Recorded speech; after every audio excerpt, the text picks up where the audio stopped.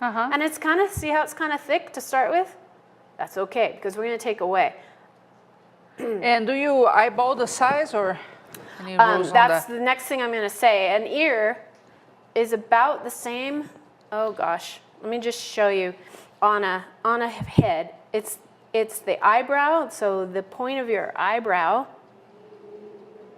right there, we're going to just mark it, to the bottom of your nose. Now, as you get older, your ear gets longer. So since he's a little older, we're going to drop it down just a little bit. I'm going to come across. A little after the bottom. So that is the size of your ear. That's how you know how big your ear is. Now, where to place your ear? You want to find your jawbone. You want to find where the mandible comes up. On this guy, it's right about there. The ear always stops right at the jawbone. Your ear, if you can see my ear. Right, my jawbone comes up and bam, there's my ear. Okay. Okay, so that's where you want to place your ear. Draw your, that's how high Despite your the ear age, is. or? Even well, the lobe is what grows. I'm thinking, I'm good. The ear doesn't actually grow down. It's the lobe that gets longer. So to start with, I don't age gracefully. What can I say? I don't like that idea. we're going to place that ear right there on his head. Do we have time to do this? Yeah. Yeah. Okay.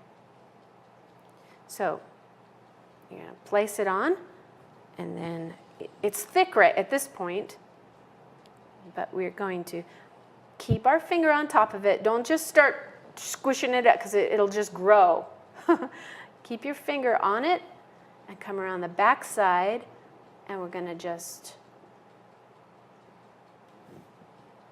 push that into the head, and not too hard because you'll move all your other facial features. Make sure you're holding it like that, not, This is another reason why I bake the head, because for a beginner, yeah, you may be squishing the other side without oh my gosh, noticing. I've just smashed the nose that I've worked for 2 hours to get. So at this point, if you're feeling like you want to bake your head, go right ahead and do it, and then when it's cool, you can look back and follow along what I'm doing.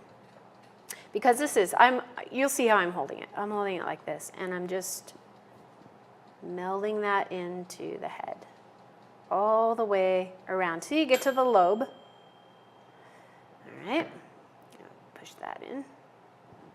Now it's still kind of thick, so then I take my trusty X-Acto, and I'm just going to pare away about that much. Okay, just take it away and push it back into shape, because that will, when you do that, it'll pull the clay out. So make sure you go back and kind of push it back into that shape. You want to stay in the perimeter of here and here, okay? See how I'm pushing that clay back up. Now I'm going to keep my finger behind it so it doesn't push back this way. I'm just going to, this clay is very soft right now.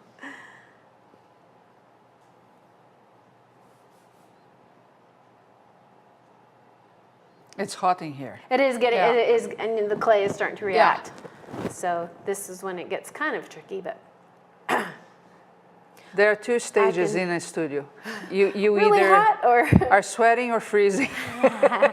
I'd actually rather be hot than cold, so that's just me. All right, so now we're going to put in the basic anatomy of the ear. Can I use my little Of course guys? you can. Okay, these little guys, I made these up last night. Wow. They're little. It helps to have an ear to look at. Basic anatomy of an ear is this outside part. This, I like to call it the C.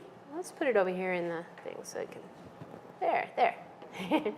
This outside part. I like to draw it in, just tap it in with my tool first. And it goes all the way to there. And then the next part of the ear, this little flap of your ear is called the tragus. And it's just like a little, I don't know why we have that, but I just establish it right away.